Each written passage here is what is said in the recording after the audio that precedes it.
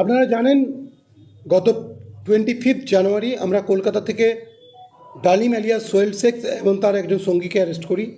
সেই কেসের সূত্র ধরেই কালিয়াচক থানাতে একটা স্পেসিফিক কেস হয়, সেই কেসের সূত্র ধরেই আমরা গোয়া থেকে আরও 4 জনকে এই এনডিপিএস র্যাকেটে যারা র্যাকেটিয়ার্স তাদের ডাইরেক্ট ইনভলভমেন্ট আছে এবং যে এদের এই র্যাকেটটার লিডার ছিল ইসমাইল শেখকে অ্যারেস্ট করি। আমরা এটাতে জানতে পারি যে মণিপুর থেকে এরা ড্রাগের যে ক্রুড ম্যাটেরিয়াল, ব্রাউন সুগার তৈরির জন্য যে ক্রুড ম্যাটেরিয়াল সেটাকে এরা নিয়ে আসছে এবং এটা ফ্লাইটে করে নিয়ে আসছে, ফ্লাইট ইউজ করে নিয়ে আসছে, প্লেনে করে।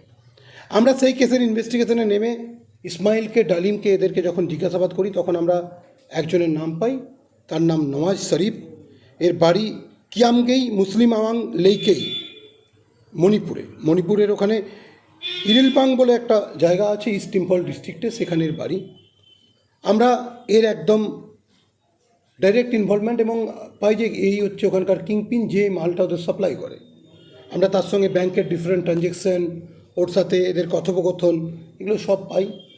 এই ডকুমেন্টারি এভিডেন্স নিয়ে আমরা যখন কনফার্মড হয়ে যাই যে নওয়াজ শরীফ ওখান থেকে এই র্যাকেটটা মনিটর করছে, ওখান থেকে ক্রুড ম্যাটেরিয়াল পাঠাচ্ছে, এর জন্য যে ওপিয়াম এক্সট্রাক্ট দরকার সেটাকে পাঠাচ্ছে এখানে। তো এবং পুরো এই যে অ্যারেঞ্জমেন্টটা, ওখান থেকে প্লেনে করে কলকাতা এয়ারপোর্টে পাঠানো, সেখান থেকে সেটাকে কেউ নিয়ে কালেক্ট করে এদের কাছে পৌঁছে দেওয়া, এই ব্যাপারটাও পুরোপুরি মনিটর করছে ইসমাইল শেখের সঙ্গে। এবং আরও কয়েকজনের নাম আমরা পেয়েছি যাদেরকে সাপ্লাই করেছে।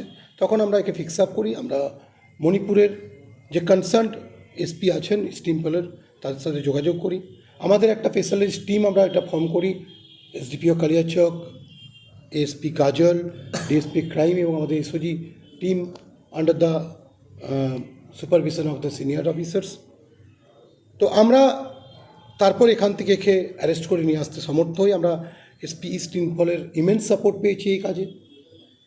আমরা মণিপুর থেকে তাকে অ্যারেস্ট করে ট্রানজিট রিমান্ড নিয়ে আমরা এখানে নিয়ে এসেছি, কোর্টে ফরওয়ার্ড করেছি এবং ওখানে আরও যারা র্যাকেটে যুক্ত আছে আমরা জিজ্ঞাসাবাদ করছি। ওনাকে কোর্টে ফরওয়ার্ড করে আবার পিসিতে নেব, পিসিতে নিয়ে যে বাকি ইনভেস্টিগেশন আছে সেটা আমরা করব। মণিপুর থেকে অ্যারেস্ট করা কতটা কঠিন ছিল? তা এটা তো চ্যালেঞ্জিং আছেই ডেফিনেটলি। আপনারা জানেন মণিপুরের ওখানে বেশ কিছু এরিয়া আছে যেটা এটার দ্বারা ইনফেস্টেড। এর ইন্টারভেশনে আমরা জানতে পারলাম যে ওখানে উখরুল, সেনাপতি, চুরাচাঁদপুর অ্যান্ড কাংপোকপি এই সমস্ত জায়গাগুলো, এছাড়া লিলং দাম বলে একটা জায়গা আছে, এই জায়গাগুলোতে এরা এই 4টে ডিস্ট্রিক্টে এরা ওখানে ওপিয়ামের বলছে, according to his confessional statement, যে ওখানে ওপিয়াম কাল্টিভেশন হয়, কাল্টিভেশন হয় এবং সেখান থেকে ওরা এক্সট্রাগুলো কালেক্ট করে এবং সেখান থেকে লিলাং দাম বলে একটা জায়গাতে নিয়ে আসে, যেখান থেকে ওরা এটাকে আবার ডিস্ট্রিবিউট করা শুরু করে। তো এর যে সমস্ত রিলেটিভসরা আছে, বেশ কিছু রিলেটিভস এই র্যাকেটের সঙ্গে যুক্ত। ইনভেস্টিগেশনে, এই ইন্টারোগেশনে আমরা এটাও জানতে পেরেছি, প্রাইমারি ইন্টারোগেশনে, যে বার্মা থেকেও এরা পাহাড়ি পথে এগুলোকে কালেক্ট করে নিয়ে আসে। তো আমরা সেগুলো সব দেখছি। আমি আবার বলছি, we got immense support from SP east Imphal. আমাদের অফিসাররা তাদের সাথে যোগাযোগ করছিল। এটা খুবই টাফ একটা কাজ ছিল, কিন্তু SDPO Kaliachak, SP Kajal and other officers they have work hard. এটাকে আমরা ম্যাটেরিয়ালাইজ করতে পেরেছি। আমাদের অফিসাররা খুব নিপুণতার সঙ্গে, খুব দক্ষতার সঙ্গে এই কাজটা করেছে।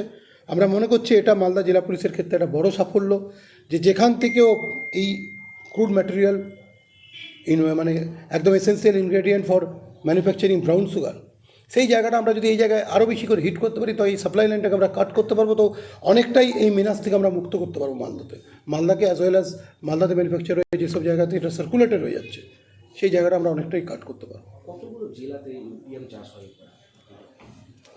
আমি যে জায়গাগুলো বললাম, ওরা যেটা বললো যে শুধুমাত্র মণিপুরেই নয়, ওরা মণিপুরের যে বর্ডার আছে, বিয়ন্ড দ্য বর্ডার, বার্মা থেকেও এটাকে নিয়ে আসে। আর ওখানে ওরা যেটা বললো যে ওরা উখরুল, সেনাপতি, চুরাচাঁদপুর অ্যান্ড কাংপোকপি এই 4টা ডিস্ট্রিক্টের এরিয়ার থেকে ওরা এটা কালেক্ট করে। ওদের একটা চেন আছে, লিলাংদাম বলে একটা জায়গা আছে, সেখানে এনে ওরা স্টোর করে, সেখান থেকে ওরা ডিস্ট্রিবিউট করে। এবং এদের আমি আগেই বলেছি, এরা যেটা নতুন আমরা একটা জিনিস দেখলাম, অনেক সময় ওরা ট্রাকে, ছোটো গাড়িতে, নৌকাতে এগুলোকে ট্রান্সপোর্ট হতে দেখেছি, মোটরসাইকেলে। কিন্তু এই প্রথম আমরা দেখলাম এই র্যাকেটটাকে বাস্ট করার পর যে এরা প্লেনে করে নিয়ে আসছে, ফ্লাইট ইউজ করছে এটাকে ট্রান্সপোর্ট করার জন্য। এই বেঙ্গলের ক্রিমিনালদের সাথে এদের লিঙ্ক আপটা কীভাবে হয়? সেগুলো আমাদের ভেরিফাই করে দেখতে হবে কীভাবে লিঙ্ক আপ হলো, সেগুলো আমরা ভেরিফাই করে দেখছি। আমরা যেটা প্রাইমারিলি জানতে পেরেছি যে কালিয়াচকে ওপিয়াম কাল্টিভেশন বন্ধ হয়ে যাওয়ার পর, এই পপি কাল্টিভেশন বন্ধ হয়ে যাওয়ার পর এরা ঝাড়খণ্ডের কিছু পকেটে এবং মণিপুরের কিছু পকেটে এখান থেকে কিছু লোক গিয়ে তাদের সাথে একটা কোঅর্ডিনেট করে এই বিজনেসটা করছিল, তাদের সাহায্য নিয়ে। তো এই পুরো ব্যাপারটা আমাদেরকে আরও বেশি করে ভেরিফাই করতে হবে। Thank you.